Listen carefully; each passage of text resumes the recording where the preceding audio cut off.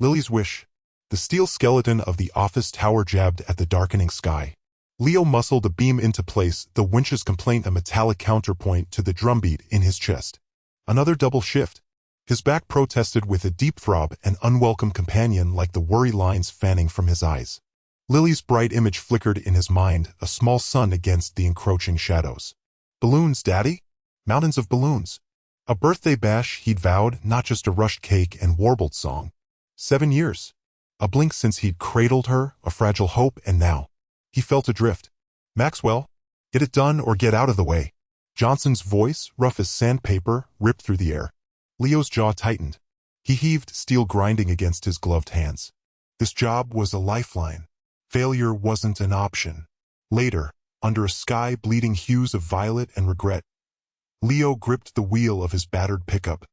The engines droned a weary song against the city's clamor. Each package delivered, stacked precariously in the truck bed, felt like a small victory against the tide of debt. He navigated the city's tangled veins, the neon glow blurring into streaks of fire. Lily again, her boundless spirit, her unshakable faith. He had to deliver on this birthday. Back in their cramped apartment, a desk lamp cast a warm circle of light. Lily, brow furrowed in deep concentration, was engulfed by construction paper. Scissor shavings lay scattered around her like confetti snow. Almost there, Mr. Bear, she whispered to her teddy, adding a final shimmer to a unicorn drawing. Her invitations were mainly for make-believe companions, real ones were scarce. With Leo constantly at work, she spent afternoons with Mrs. Rodriguez, a kind neighbor with a garden overflowing with aromatic herbs. She pictured a party brimming with laughter, games, maybe even a pony. A pony was a pipe dream, she suspected. But balloons? Absolutely essential. And cake. Chocolate, crowned with pink frosting. Leo slipped in, his shoulders heavy with fatigue. He paused, watching her, his heart a knot of love and remorse. Hey, sweet pea, he greeted softly, his voice raspy. Lily's face lit up. Daddy, you're here. She flew at him, her small arms locking around his neck. What are you making? He asked, carefully easing her off and settling on the edge of her tiny desk. Invitations, she exclaimed, brandishing a particularly sparkly card. For my party. He smiled, a genuine warmth crinkling his tired eyes. They're beautiful, Lilybug. Truly beautiful. He'd find a way. He had to. A quick glance at the bills on the counter, a silent, looming presence. The smile wavered, a flicker, but Lily noticed. Daddy, are you sad? She asked, her voice laced with concern.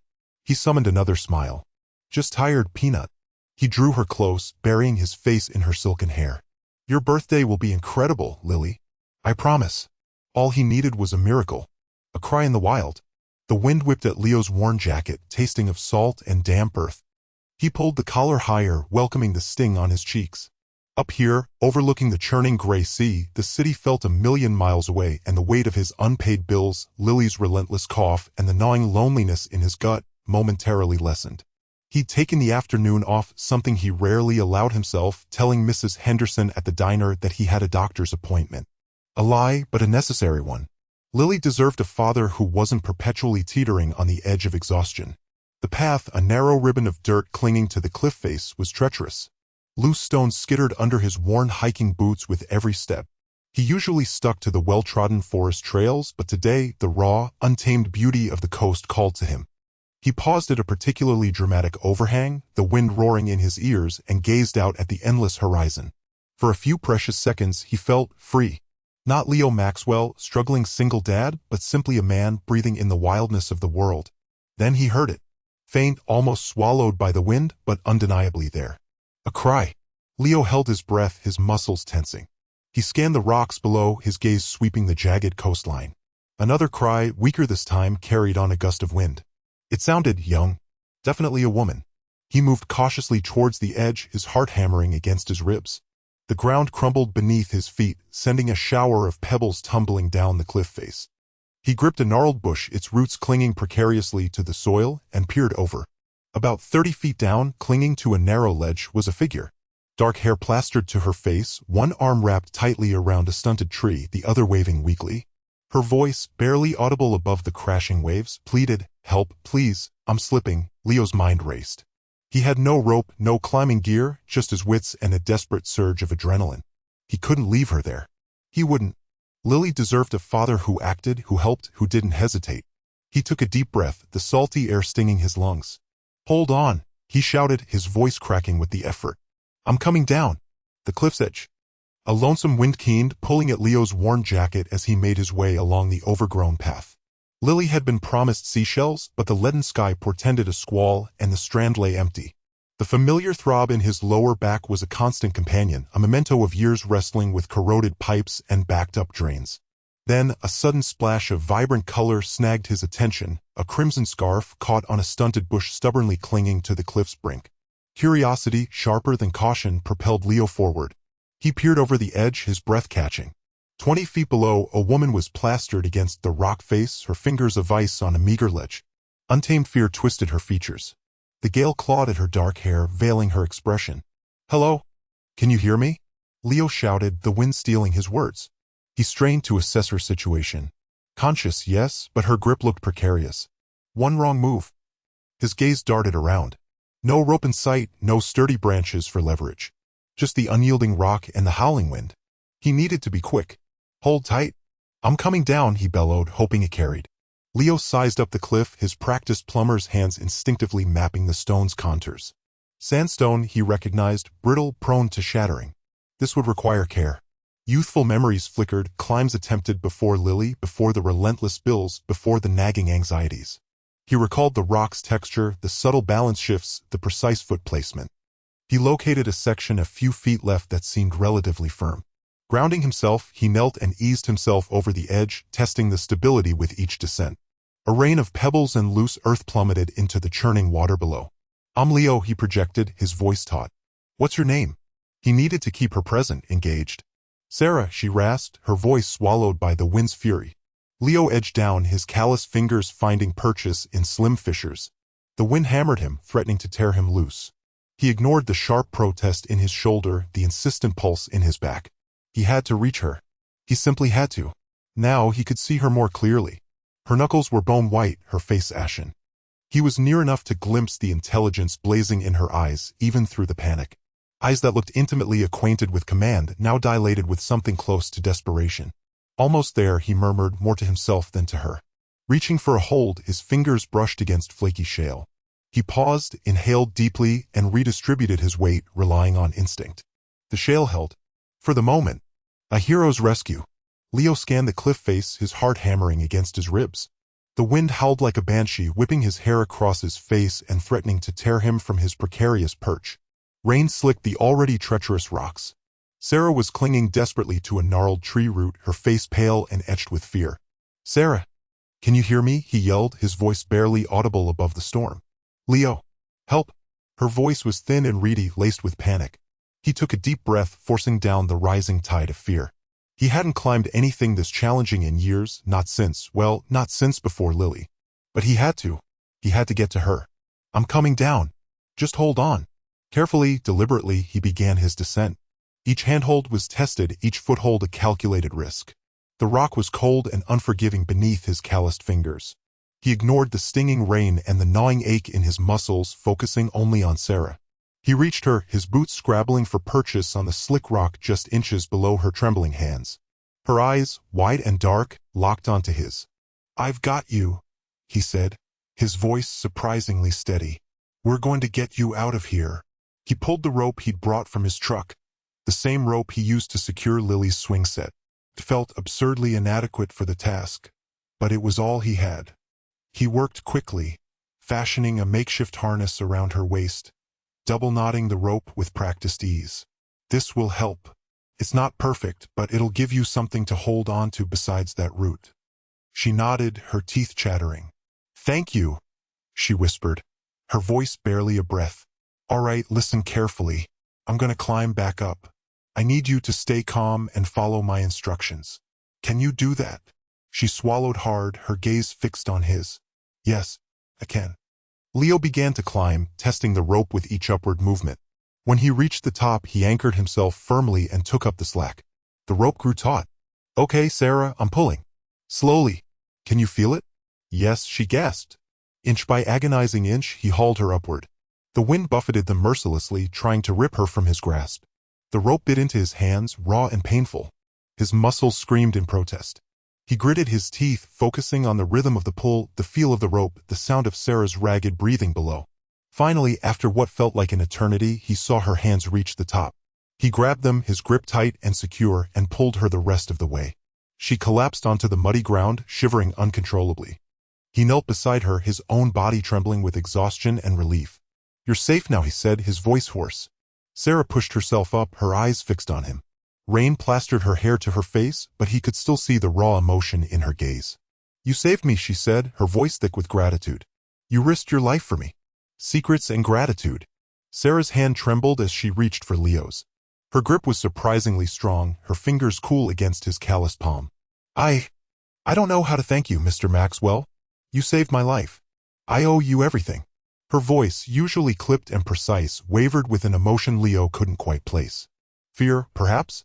Or something akin to gratitude? He shrugged, uncomfortable. It was nothing, really. Anyone would have done the same. He pulled his hand away, wiping it self-consciously on his jeans. The scent of salt and diesel still clung to him from the harbor. Sarah watched him, her dark eyes intense. "Don't diminish your bravery. The climb alone, most people wouldn't have even attempted it." She paused, then took a step closer. "I am deeply in your debt, and I intend to repay it." Leo shifted his weight. He needed to get back, shower, and start preparing for Lily's birthday party. He hadn't even picked up the cake yet. "There's no need for that, miss." He trailed off, realizing he still didn't know her name. "Chin," she supplied, her expression unreadable. "Sarah Chin." She reached into her expensive leather handbag and pulled out a checkbook. The gold pen she used gleamed in the afternoon sun. "Name your price, Mr. Maxwell. Anything. A new car, a down payment on a house, whatever you need." Leo's eyebrows shot up. He could certainly use a new car. The rust bucket he drove coughed and sputtered more than it ran. And the leaky roof of their tiny apartment. But the thought of accepting money for saving someone's life felt wrong. Dirty, almost. "I can't," he said, shaking his head. "I appreciate the offer, I really do. But I can't take your money." Sarah frowned, her perfect eyebrows drawing together. "But why not? Don't you need it?" He did, desperately, but he couldn't bring himself to say it. "My daughter. It's her birthday tomorrow. I just want to make it special for her. That's all." He pictured Lily's face, her wide, trusting eyes lighting up at the sight of a princess cake. That was all the reward he needed. "Then let me help with her birthday," Sarah insisted, her voice softer now. "I could arrange a party, anything she wants." Leo hesitated. A real party with balloons and games and other kids. Lily deserved that. But the thought of Sarah Chin, this sophisticated, enigmatic woman, involved in their lives, it felt unsettling. "Thank you," he said again, his voice firm. "But we're good. We've got it covered." He forced a smile. "It's just a small thing. Family and friends." Sarah watched him, her gaze unwavering. He sensed she wasn't used to being refused. A flicker of something, frustration, crossed her face. "Very well, Mr. Maxwell. But I assure you, this isn't over. I find a way to repay you." She closed her checkbook with a snap and returned it to her bag. "And, Mr. Maxwell," she added, her voice dropping to a near whisper, "please, don't tell anyone about this, about what happened." He frowned. "Why not?" Her expression hardened. "It's complicated. Just trust me on this." She turned and walked towards the sleek black car waiting at the curb, leaving Leo standing alone, the salty breeze whipping around him, carrying the faint, lingering scent of her expensive perfume. The secrets she carried hung heavy in the air, thicker than the sea mist. A birthday wish. The lukewarm coffee tasted metallic against Sarah's tongue. She swirled the remaining liquid in the chipped mug, watching Leo scrub at a stubborn grease stain on the diner counter. "So, you've been here long?" she asked, careful to keep her tone casual.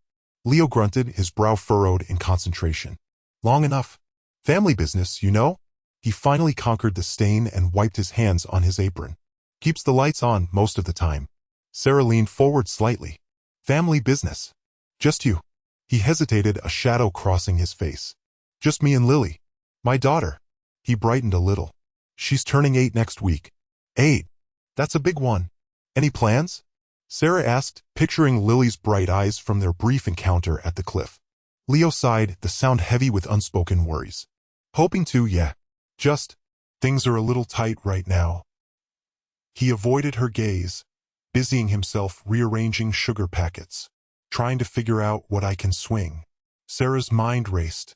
She hated this feeling of helplessness, knowing she could solve his problems with the flick of a wrist, but pride kept him from accepting help. Subtlety was key. 8-year-olds, they like what ponies? She chuckled, trying to lighten the mood. He managed a weak smile. Ponies are definitely out of the budget. She's been asking for a telescope. Says she wants to be an astronaut. A telescope. Sarah filed the information away. That's ambitious. Yeah, well, she's a pretty ambitious kid. He paused, a flicker of something akin to shame in his eyes. Probably have to settle for a new book this year. The library's got a good selection. Sarah's stomach clenched. A new book versus a telescope. The unfairness of it all stung. She needed a plan, and fast.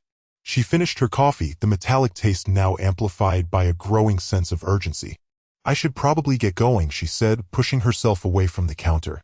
Big day at the office. Right, Leo said, his voice flat. Thanks for the coffee. Thank you for everything, Sarah replied, her gaze lingering on his tired face. She left a generous tip on the counter, more than enough to cover the coffee, and stepped out into the crisp morning air. As soon as she was around the corner, hidden from the diner's windows, she pulled out her phone. She scrolled through her contacts until she found the number she was looking for. She pressed the call button and held the phone to her ear, her gaze fixed on the distant mountains. Find me the best damn telescope money can buy, she said, her voice low and determined. And make sure it arrives in town before next Tuesday. No name, no return address. Just make it happen. Broken down. The cough began as a hesitant flutter, a frog in the engine's throat. Leo dismissed it initially, humming along to the radio, his mind a checklist for Lily's party. Balloons, definitely. Cake order placed, practically. Inflatable castle. That call still hung over him. The flutter escalated. The sedan bucked and shuddered, seized by a violent, metallic paroxysm.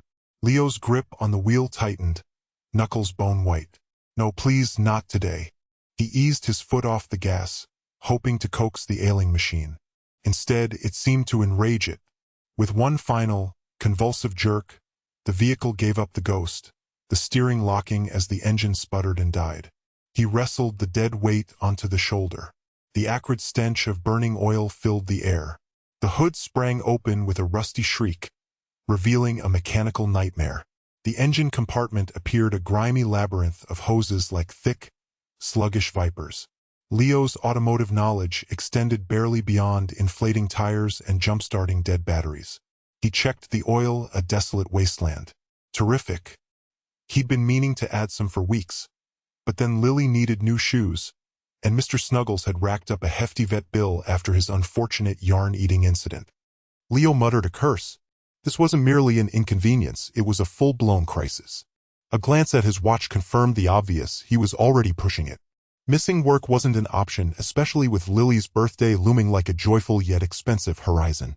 He'd squirreled away most of Sarah's generous offer, but it was designated for a down payment on a safer apartment, one free of the persistent roof leaks and suspect wiring. He couldn't raid that fund. Not for this roadside calamity. He turned the key again. A feeble click like the death rattle of an insect was his only reply. He popped the hood once more, peering into the engine's dark heart as if sheer force of will could resurrect it. He fiddled with the battery cables, gave a hopeful wiggle to a wire or two, then, admitting defeat, slammed the hood closed. He raked a hand through his hair, leaving a streak of grease across his brow. How would he get to work? Where would he find the money for a mechanic, not to mention the extortionate fee of a tow truck? And how, for the love of God, was he going to conjure a magical birthday for Lily while marooned with a defunct car and a shrinking bank balance? The bouncy castle now seemed impossibly remote. A surprise visitor. Lily unwrapped the last of her presents, a forced smile plastered on her face. Leo watched, his gut twisting. He knew the homemade cards and crayon drawings of fantastical creatures weren't quite the unicorn robot she'd been hinting at for months. "It's beautiful, Daddy." "Thank you," she chirped, holding up a picture of a purple blob with stick legs. "You're welcome, sweetheart," he mumbled, running a hand through his perpetually messy hair. He hated this. Hated that he couldn't give her the world. He promised her a special birthday, and so far it was just another day colored with guilt. Suddenly, a low hum broke the quiet morning. A sleek, black limousine, impossibly long and gleaming, pulled up outside their small, slightly dilapidated house. Lily gasped, her eyes wide. Leo frowned. Wrong house. Must be. Nobody they knew owned anything remotely like that. The tinted window lowered with a soft whir and Sarah emerged. But this wasn't the Sarah he'd pulled from the cliff. This Sarah wore a tailored suit that screamed power and money, her hair perfectly coiffed, her expression composed. She looked like she belonged on a magazine cover, not on his doorstep. Lily, forgetting her earlier shyness, tugged at Leo's sleeve. Daddy, who is that? Sarah walked around the car, her heels clicking sharply on the cracked pavement. Leo, she said, her voice smooth and confident, a stark contrast to the breathless gratitude he remembered. Happy birthday, Lily. She smiled, a genuine warmth flickering in her eyes as she glanced at the little girl. Leo felt a knot of unease tighten in his stomach. Sarah? What are you doing here? She extended a hand, and a chauffeur, appearing as if from nowhere, placed a small, exquisitely wrapped box into it. Sarah knelt, offering it to Lily. A little something. I hope you like it. Lily hesitated, glancing at Leo for permission. He nodded, feeling strangely detached, like he was watching a movie. As Lily carefully unwrapped the gift, Sarah stood and faced Leo. I haven't been entirely honest with you, Leo. She paused, taking a deep breath. My name is Sarah Chin, and I'm the CEO of InnovateTech. The name meant nothing to him. He was too busy trying to reconcile the woman in front of him with the terrified, vulnerable person he'd rescued. He simply stared, dumbfounded. I owe you my life, Leo, Sarah continued, her gaze unwavering. And I intend to repay that debt. I have an opportunity for you, a real opportunity that I think you and Lily deserve. She gestured towards the limousine. Would you be willing to hear me out? Lily, now clutching a small, intricate music box that played a whimsical tune, looked up at her father with wide, curious eyes. Leo looked at his daughter, then back at the woman who had just dropped a bombshell on his doorstep. He had a feeling his life was about to change forever, and he wasn't sure he was ready. A new beginning. Sarah steepled her fingers, the morning sun catching the facets of her enormous diamond ring. Leo, I've been thinking. A debt like this, it can't be repaid with money. It needs something more substantial. She paused, gauging his reaction. Leo shifted uncomfortably in his worn armchair, Lily perched beside him, clutching a half-eaten cookie. He still felt queasy accepting anything at all. I'm the CEO of Chintech, Sarah continued, her voice losing some of its formal edge. We're expanding our security division. I want you to head it up. Lead security analyst. 6 figures, full benefits, company car. Relocation assistance if you need it. Leo stared, speechless. 6 figures? Benefits? A company car? He'd been budgeting every penny just to afford Lily's daycare.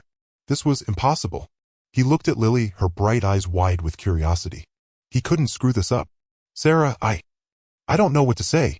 I have a background in security, but you've been driving a rideshare to make ends meet, Sarah finished for him, a faint smile playing on her lips. I know. Potential, Leo. I see potential. And loyalty. That's worth more than any resume. He swallowed hard, the lump in his throat thick with emotion. Yes, he finally managed, his voice rough. Yes, I accept. Thank you, Sarah. Thank you more than I can say. Lily, sensing the shift in the atmosphere, squeezed his hand. He pulled her close, burying his face in her hair. This was it. A new beginning. Later that afternoon, the small park near their apartment buzzed with activity. Colorful balloons bobbed in the breeze, tied to the park bench where Lily sat, beaming. It was her belated birthday party. He'd managed to cobble together a cake from the bakery down the street, decorated with mismatched candles. Sarah, surprisingly, had arrived with a mountain of presents and a professional face painter. Lily, usually shy, was transformed. She giggled as a butterfly was painted onto her cheek, her eyes sparkling. Sarah, her severe business attire replaced with jeans and a casual sweater, was down on her knees, blowing bubbles with the other children. Leo watched, a warmth spreading through his chest. He hadn't seen Lily this happy in he couldn't remember how long. He felt a tap on his shoulder. It was Sarah, her face flushed with laughter. She's a remarkable little girl, Leo, Sarah said, her voice softer now. You've done a good job. He just nodded, unable to speak past the emotion clogging his throat. Later, as the sun began to set, casting long shadows across the park, Lily, exhausted but content, snuggled against him. The remnants of cake smeared across her face. Daddy, she murmured, her voice thick with sleep. This was the bestest birthday ever. He kissed her forehead, his heart overflowing. It wasn't just a new job, a new beginning. It was a new life. One filled with possibilities, with hope. And for the first time in a long time, he felt truly, deeply happy.